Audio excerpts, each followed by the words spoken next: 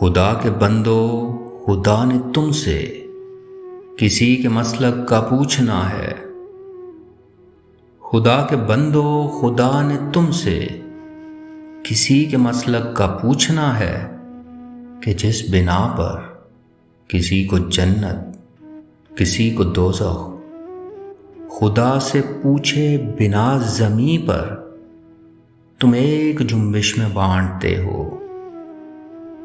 خدا کے بندو، خدا کے کاموں میں اس طرح کی شمولیت سے خدا تو راضی نہیں رہے گا، تو کیا یہ بہتر نہیں ہے ہم سب بس اپنی جنت کی فکر کر کے خدا کی جنت، خدا کی دوزخ، خدا کی مرضی خدا پہ چھوڑیں؟